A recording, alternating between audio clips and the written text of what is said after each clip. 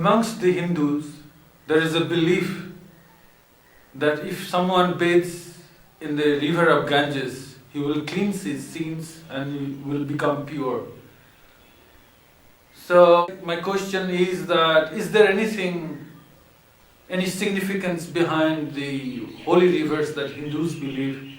And Mr. Joseph Carini, your staunch devotee from California, he has sent you quite a few emails about, eulogizing this particular point of the holiness of the river Ganga. With the first sight of the Ganges, he felt very pure, and after having bathed in the river, he feels that he has been cleansed of his past impurities and his meditation is better. So do you think that this is important for the spiritual people to go to the river and take bath? Bath is at any rate a good thing. Everybody believes in the world, whether they are spiritual or material. Everybody wants to have a bath. Right. If there would not be an impact of bath upon our body and mind, and it would not be able to render some freshness to people, people would not take bath. So bath by itself is a lovely thing. And about holiness in a bath in the river, in any river, or I should say holy rivers. There are rivers which are, some rivers particularly believed to be very holy. There are logic behind that. There are different logic behind that. First of all, to attain eternity, the goal of spirituality, or for that matter, for every religion, attaining eternity, one must have a feeling of transitoriness, the evanescent nature of the world, the passing nature of the world, passing nature of life. This awareness is needed in an individual, which is called in Sanskrit Vairagya, non-attachment. So river is a constantly moving element, and it gives a reflection of transitoriness in the world, that world is transitory, life is transitory. That's why ancient sages, they love to stay near river, and also they had to take bath, because bath cools the nerve. Because when somebody meditates, spiritual practices, spiritual effort, then body becomes heated. It has a kind of heat in the body. If you practice pranayama or practice yoga or meditation, concentration, because it is a kind of effort, it is a kind of effort to transcend. So this effort for transcendence heats up the body. So they need bath. Actually, it is said that 3 times bath is compulsory for those who practice yoga. 3 times bath. Morning, noon, and in the evening. My father used to take 2 times bath every day, I would see. I'm not talking about the cold places, but I can talk about the places, the tropical places where the yoga, science of yoga is very greatly developed. So near the river, the sages would make their dwellings. They are small hamlets, houses, and then they stay there and meditate. And by looking at the river, constantly your mind is concentrated. I have noticed that. When I was in Rishikesh, Haridwar, I was sitting near the Ganges, and the water of the Ganges is constantly flowing, and if you look at it, you feel so much peaceful. You feel peaceful, like looking at fire, or looking at river, looking at the sky, looking at the stars, a moon, you find peace, this natural phenomenon. So river is symbolizing the flow of the world, flow of the material world, mundane world, is constantly flowing, never stopping, nobody can stop it. You cannot stop a river. If you try to stop a river, it will destroy your villages. This is the symbol of flow of life, that is most important. And a river, for instance, like Ganga, is considered holy. Why? Because spirituality has a great deal to do with recollection, memory. Memory is very important. Constantly, you remember some great master, you remember Krishna and Gita, you remember Patanjali and his Yoga Sutra, and this remembrance of the great masters has great power, has a tremendous power to awaken your spiritual fervor, to awaken your spiritual consciousness. So, in these rivers like Ganga, historically, also important because thousands and thousands of enlightened people whose philosophies, whose ideas are still hovering around the atmosphere of the world has taken bath, has lived nearby. Like Banaras, Kashi has been a dwelling place, is one of the most ancient city in the world. Some people say it is 60,000 years old, a living city, and there had been so many great masters living there, like Telanga Swami and many others, and they used to take bath in the river. So the great masters, spiritual enlightened masters, they took bath in the river, and when you take bath there, immediately their soul blesses you. You remember them. So this remembrance is associated with the water, associated with the river, and remembrance purify you. And along with the remembrance, you must have some respect. You must have faith. There are people who might be taking bath in the river because they were hot and they want to cool themselves. They may not be feeling themselves as pure as a person with faith and respect. Mr. Joe must have a great faith.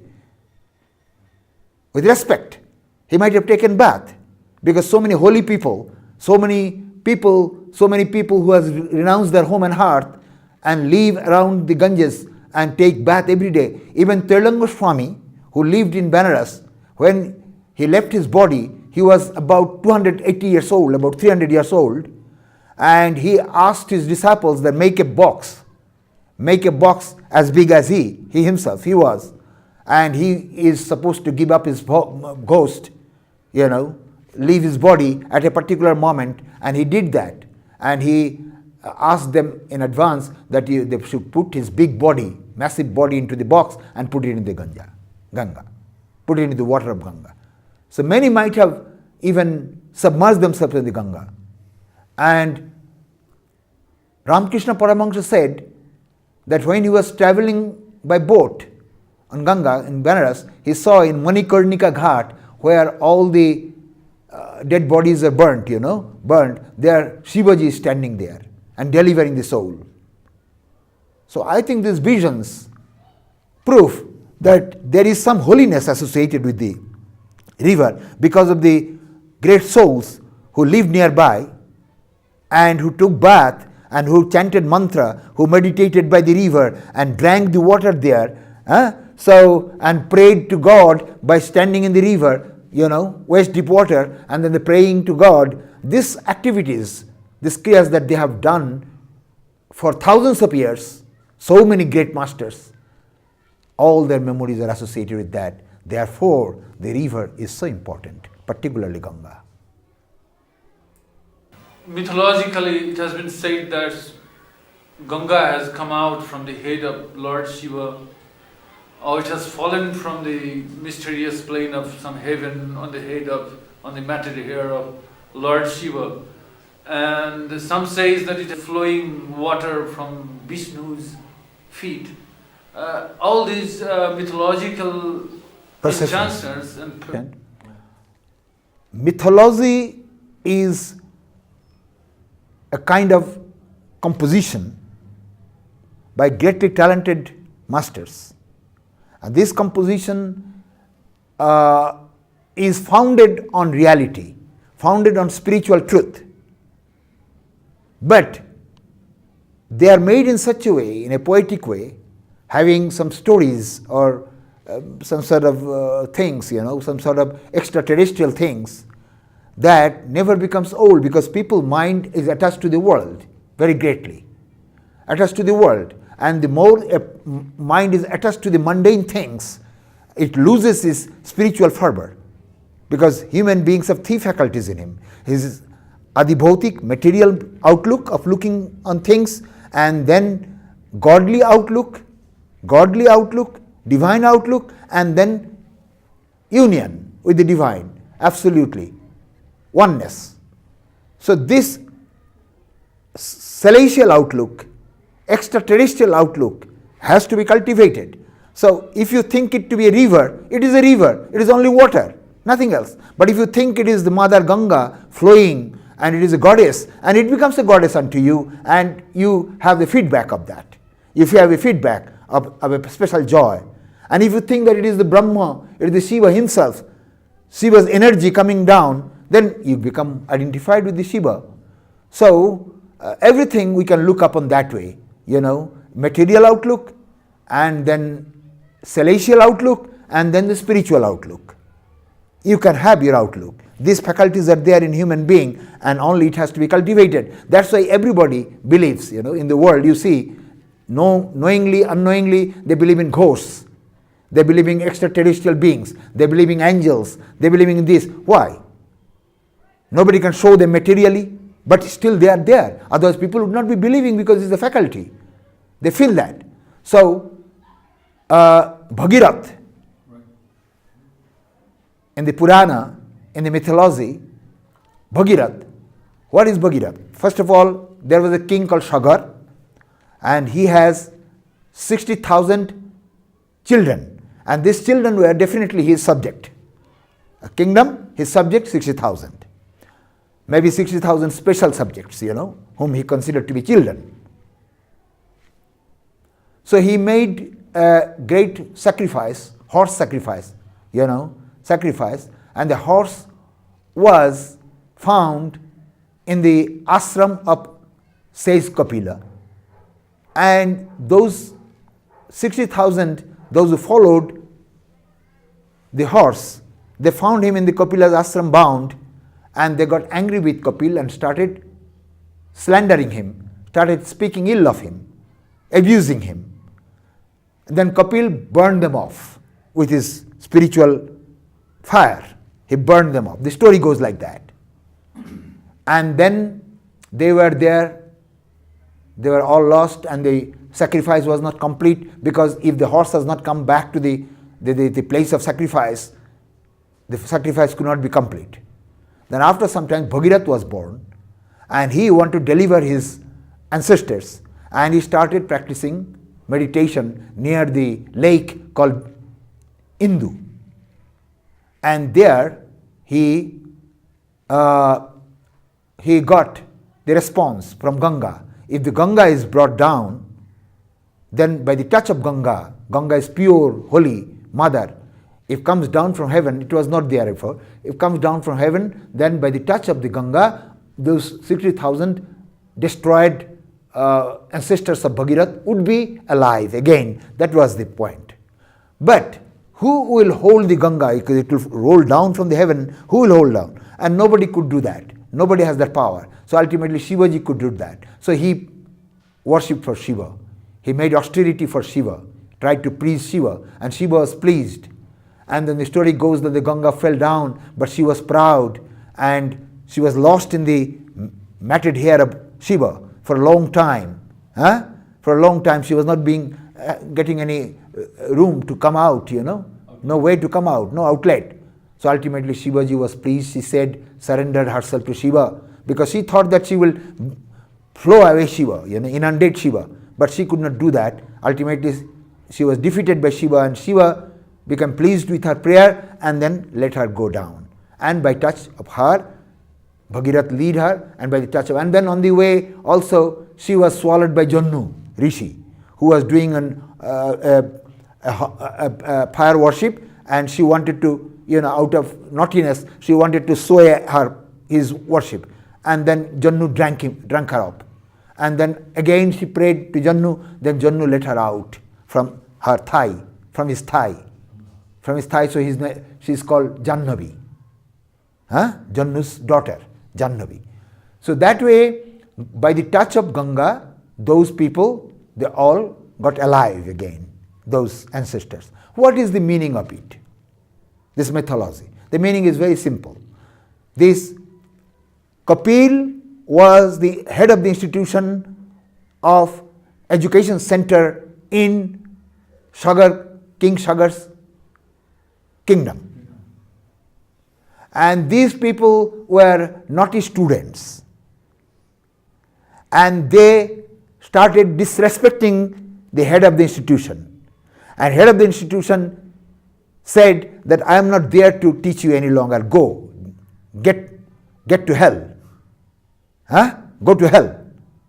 Because of their disrespect. Because if you disrespect, how can one teach? You should have to pranipatina, pariprasnena, shebaya. You must serve.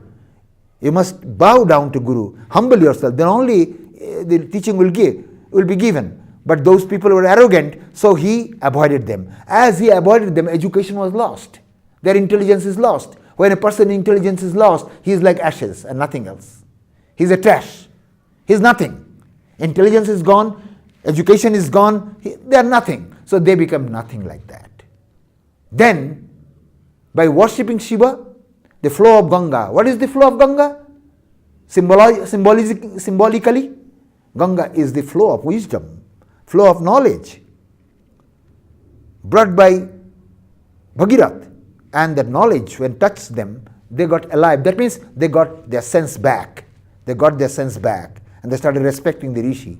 That the Jagga, the worship was complete. So it is a symbol. And Shiva, tomorrow is Shiva Ratri. So let us talk about a little bit of Shiva. Shiva has 3 powers. Shiva has 3 powers. They say that are pictured like 3 consorts. 3 consorts. One is Ganga, the other is Kali, and third is Uma, whom is also called Parvati, Shruti, so many names are there. So this Uma is white. She sits near Shiva. And Ganga is red, and she flows from Shiva's head constantly. And Kali is dark, who dances on Shiva. So these represents 3 things. 3 things. What is this? The power of time, sense of time, Kali, wisdom and action. These 3 things are there. Suppose somebody has to make a house, building. He must first have knowledge. He must have some knowledge, engineering knowledge. That is Uma, white knowledge. And then if he has the knowledge and if he has the designing but no material and no action, the house will not be built. So he needs cement, iron rods and bricks and all sorts of things, activities. So this is Ganga. And now every work that a person takes up, it immediately gives him a sense of time, how long it will take. It cannot be for eternal time, If you start cooking, you must have a sense that I have to finish this cooking within this time. So every action is followed by a sense of time, that is Kali. And Kali is dark. Why dark? Because nobody can see what is there in the time. What is there in the time, nobody can see, so she is dark. And Ganga is red because she is like blood. She is flowing constantly. She is action. And Uma is white because she is knowledge. She is idea. Ideas are white. So these 3 faculties are controlled by Shiva, the pure consciousness who is beyond time and space and action. So Shiva is universal consciousness and he has these 3 factors, and every individual having the same thing. You have the Shiva within you, the consciousness, awareness of your eternity, your awareness of yourself. And then your action, when you do your action, you have the 3. You should have the knowledge of action, you should start the work with whatever needed, and then there is a sense of time.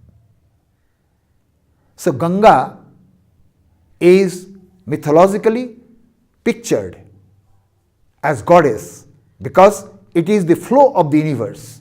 Everything in the universe is flowing, nothing is constant. Stars are moving, circling around.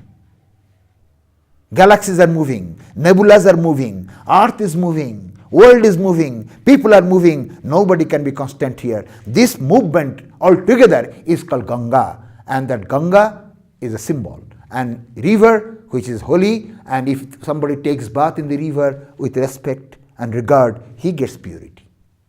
There is no doubt in it.